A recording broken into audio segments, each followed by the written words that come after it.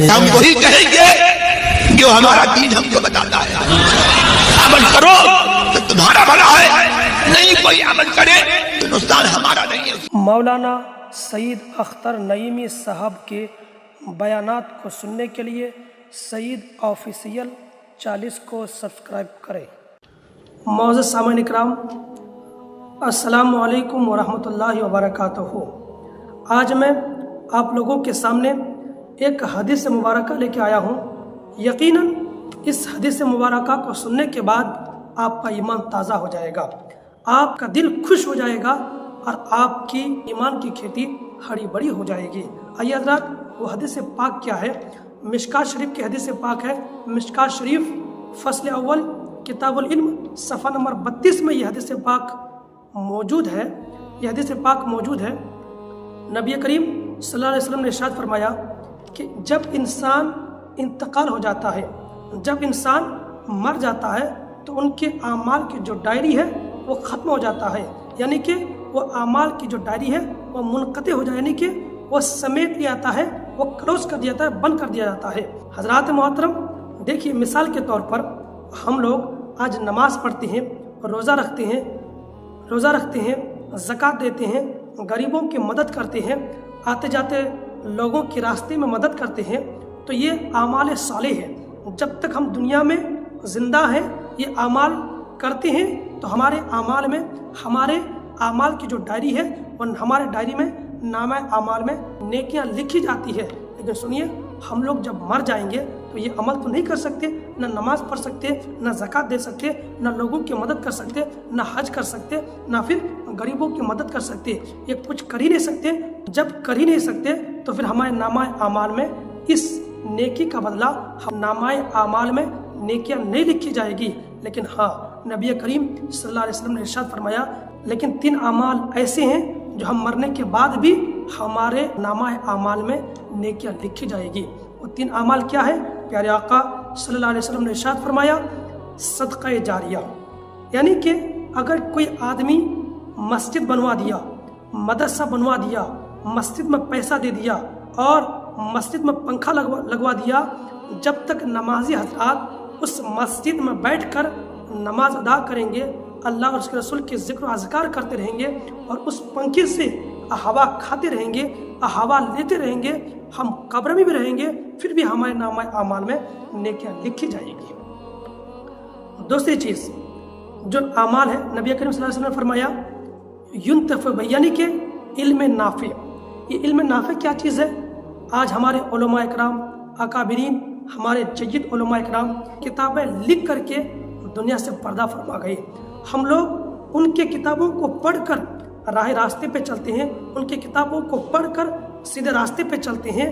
تو ہم لوگ جب سیدھے راستے پہ چلتے ہیں تو ہمیں ثواب تو ملتا ہے، لیکن ان کے ساتھ ساتھ ہمارے اکابرین جو کتابیں لکھ کر کے چلے گئے ہیں انہیں بھی اس نامہ اعمال کا ثواب ان کے کھاتے میں بھی لکھا جائے گا. مثال کے طور پر آج ابھی آپ لوگوں کو میں فرمان مصطفیٰ حدیث مبارکہ آپ لوگوں کو میں سنا رہا ہوں. اگر آپ لوگ یہ حدیث مبارکہ سن کر اگر آپ لوگ عمل پیرا ہو جائیں، آپ کو تو ثواب ملے گا ہی ملے گا، لیکن آپ کے ساتھ ساتھ ثواب مجھے بھی ملے گا اور میرے ساتھ ساتھ یہ ثواب میرے استادوں کو بھی پہنچے گا. ہمارے استاد محترم علامہ اسحاق القادری صاحب، علامہ شائق القادری صاحب، مفتی غلام مصطفیٰ صاحب، مفتی افسر صاحب، یہ ہمارے علماء اکرام جو آج میں آپ لوگوں کے سامنے حدیث پاک بیان کر رہا ہوں، یہ انہی کا ہی تو دین ہے کہ آج میرے استاد محترم نے مجھے اس قابل بنایا کہ آپ لوگوں کو میں حدیث پاک سنا رہا ہوں. اب یاد رکھیے، اگر اس حدیث مبارکہ آپ لوگ سن کر کے اگر آپ لوگ عمل پیرا ہو جائیں، اگر آپ اس حدیث پاک سن کر عمل کرنے لگے، آپ کو ثواب تو ملے گا ہی ملے گا، آپ کے ساتھ ساتھ یہ ثواب مجھے بھی ملے گا اور میرے ساتھ ساتھ یہ ثواب میرے استاد کے کھاتے میں بھی پہنچے گا. اسی طریقے سے یہ ثواب حضرت ابو ہریرہ کے کھاتے میں پہنچے گا. حضرات محترم، اس لیے یہ علم نافع ہے. یہ ہم لوگ تو نہیں کر سکتے، یہ وہی کر سکتے ہیں جو اپنے پیچھے شاگردوں کو چھوڑ کے گئے ہیں. اب دیکھیے، پہلا جو عمل ہے صدقہ جاریہ، وہ پیسے سے تعلق ہے. جن کے پاس پیسے ہیں وہی تو دیں گے، مسجد بنوائیں گے، مدرسے بنوائیں گے، پنکھا خرید کے دے دیں گے اور دوسری چیज़ کیا ہے, علم نافع. یہ وہی کر سکتے ہیں جو عالم ہو, حافظ ہو, قاری ہو, علماء اکرام کر سکتے ہیں, یہ علماء اکرام کر سکتے ہیں. لیکن جو تیسری چیز ہے وہ آپ بھی کر سکتے ہیں اور ہم بھی کر سکتے ہیں. کیا فرماتے ہیں؟ حدیث پاک میں ہے, نبی کریم صلی اللہ علیہ وسلم نے ارشاد فرمایا, نیک صالح اولاد چھوڑ کے جانا جو تمہارے پیچھے تمہارے مرنے کے بعد دعائے خیر کرتا ہو. یعنی کہ حضرات, اگر آپ نے اپنے بچے کو عالم دین بنا دیا, اگر آپ نے اپنے بچے کو عالم دین بنا دیا, حافظ قرآن بنا دیا, اور آپ کے بچے دوسرے کو پڑھائیں گے, آپ مر بھی جائیں گے, آپ قبر میں بھی رہیں گے, پھر بھی آپ کے نامہ اعمال میں نیکیاں لکھی جائے گی. آج کچھ ماں باپ یہ سوچتے ہیں, ہم نے اپنے بچے کو ڈاکٹر بنا دیا, ہم نے اپنے بچے کو انجینئر بنا دیا, ہم نے اپنے بچوں کو بلڈنگ بنا کر تیار کر دیا, ہم نے اپنے بچے کو پلاٹ زمین جائیداد سب خرید کے دے دیے. لیکن سنو, آپ کامیاب نہیں ہیں. یاد رکھنا, وہ سوچتے ہم تو کامیاب ہیں, ہم نے اپنے بچے کو آگے بڑھا دیے, بلڈنگ خرید کے دے دیے, ڈاکٹر بنا دیے, انجینئر بنا دیے, ہم کامیاب ہیں. نہیں, آپ دھوکے میں ہیں. کامیاب تو وہ ماں باپ ہے جو ماں باپ اپنے بچے کو عالم دین بنا دیا, جو ماں باپ اپنے بچے کو حافظ قرآن بنا دیا, وہ کامیاب ہے. اس لیے اپنے بچوں کو اتنا تو ضرور پڑھائیں کہ آپ کے مرنے کے بعد آپ کا بچہ آپ کے قبر میں پہنچے, اور آپ کے قبر میں پہنچ کر سورہ فاتحہ ضرور دیکھ کے آئیں. یاد رکھنا, حدیث پاک میں ہے, پیارے آقا صلی اللہ علیہ وسلم نے ارشاد فرمایا, اذا قرئ القرآن, یعنی کہ حدیث پاک کا مفہوم ہے کہ جس نے قرآن پڑھا, دوسرے کو پڑھایا بھی, ان کے ماں باپ کو ایسا تاج پہنایا جائے گا جن کی روشنی آسمان کے سورج سے بھی زیادہ ہوگی. یاد رکھیے, حشر کا میدان ہوگا, ماں بیٹی سے بھاگ رہی ہوگی, بیٹی ماں سے بھاگ رہی ہوگی, بیٹا باپ سے بھاگ رہا ہوگا, باپ بیٹے سے بھاگ رہا ہوگا, کوئی کسی کا پرسان حال نہیں ہوگا, بلکہ یہاں تک کہ جو باپ اپنے بیٹے کو سب کچھ دے دیا, کل قیامت کے دن وہ بیٹا بھی اپنے باپ سے دور بھاگ رہے ہوں گے. لیکن ہاں, اگر آپ نے اپنے بچے کو عالم دین بنا دیا, حافظ قرآن بنا دیا, اور قرآن پڑھانا سکھا دیا, تو کل حشر کے میدان میں آپ کو ڈھونڈتے پھریں گے تاج و وقار پہنانے کے لیے کہ میرے ماں باپ کدھر ہے. بخشش کروں گا ان کو, میں پروردگار عالم کے بارگاہ میں دعا کروں گا, پروردگار عالم سے میں ان کی بخشش کرواؤں گا. اس لیے اپنے بچے کو اتنا تو ضرور پڑھائیں, آپ کے مرنے کے بعد آپ کا بچہ آپ کے قبر تک پہنچے, اور قبر تک پہنچنے کے بعد آپ کو سورہ فاتحہ یا کچھ آیتیں پڑھ کر آپ کے روح کو تسکین, ان کا ثواب آپ کو پہنچا دے. یاد رکھیے. آئیے ایک واقعہ سماعت فرمائیے. سرکار اعلیٰ حضرت اپنے کتاب میں لکھتے ہیں کہ ایک باپ, یہ واقعہ سماعت فرمائیے گا, ایک باپ اور ایک بیٹا دور راستے میں سفر کر رہے تھے, کہیں دور جا رہے تھے. تو جاتے جاتے راستے میں باپ کی حالت بگڑی, باپ کی طبیعت خراب ہو جاتی ہے. تو باپ اور بیٹے سوچتے ہیں کہ کچھ دن ٹھہرا جائے. راستے میں ٹھہر جاتے ہیں.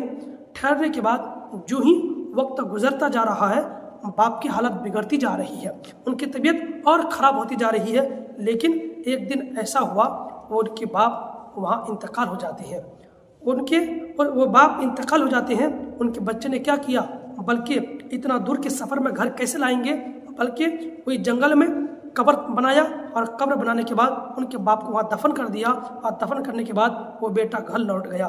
جب گھر لوٹا, کئی سال کے بعد وہ بیٹے کو خیال آیا باپ کے قبر پہ جایا جائے. تو وہ بیٹا گھر سے نکلتے ہیں. نکلنے کے بعد اور ادھر ان کا باپ اپنے پڑوسی قبر والوں سے کہتے ہیں آج میرا بیٹا آ رہا ہے. وہ خوش ہوتے ہیں. اگر کوئی بیٹا قبر میں آتے ہیں, اپنے باپ کی قبر پہ آتے ہیں, تو وہ باپ قبر سے مسکرا رہے ہوتے ہیں کہ میرا بیٹا میرے پاس آ رہے ہیں, مجھ سے ملنے کے لیے آ رہا ہے. لیکن وہ باپ, وہ نکمے اولاد, وہ یہ بھی نہیں پتا کہ باپ کا قبر کدھر ہے. وہ باپ کی قبر تو جانا تو دور کی بات, انہیں یہ بھی نہیں پتا کہ باپ کا قبر کدھر ہے. اس لیے اگر آپ نے اپنے باپ پر آپ نے اگر اپنے بچوں کو ماں باپ کی تعظیم سکھاتے, ماں باپ کا ادب سکھاتے, ماں باپ کی اہمیت سکھاتے, تو تبھی تو آپ کے قبر پر جاتا. اور آپ نے اپنے بچوں کو سکھایا ہی نہیں, تو آپ کے قبر پر آپ کے بیٹے کیسے جائیں گے. تو پھر کیا ہوا, اعلیٰ حضرت فرماتے ہیں وہ بیٹا گھر سے نکلا. گھر سے نکلنے کے بعد جب اس جنگل میں پہنچتے ہیں تو ادھر اندھیرا ہو گیا. اندھیرا ہونے کے بعد اب اس بیٹے کے دل میں خیال آ رہا ہے, اگر میں اس جنگل کے اندر جاؤں تو مجھے درندے چرندے کھا جائیں گے، تو میں کیسے جاؤں؟ انشاءاللہ پھر وقت ملے گا تو پھر آؤں گا۔ تو پھر کیا وہ بیٹے پیچھے مڑتے ہیں تو پیچھے سے ایک آواز آتی ہے، درد بھری آواز آتی ہے، روح کو جھنجھوڑنے والی آواز آتی ہے، جسم کو جھنجھوڑنے والی آواز آتی ہے۔ آواز یہ آتی ہے، اے میرے بیٹے، آج تو شیر کے ڈر سے، آج تو ڈر کی وجہ سے اپنے باپ کی قبر پر اتنے دنوں کے بعد اپنے باپ کی قبر پر آیا، اور آج تو اپنے جان کے ڈر سے، خطرے کی وجہ سے اپنے باپ کی قبر پر سورہ فاتحہ تو دور کی بات، اپنے باپ کی قبر پر سلام بھی کرنے نہیں آیا، اپنے باپ کی قبر پر سلام بھی کرنے نہیں آیا۔ لیکن سنو اے میرے بیٹے، اگر تو اس قبر میں ہوتا تو تیرا باپ دہکتے ہوئے انگاروں پر چل کر آتا اور تیری قبر پر فاتحہ بغیر کبھی نہیں لوٹتا۔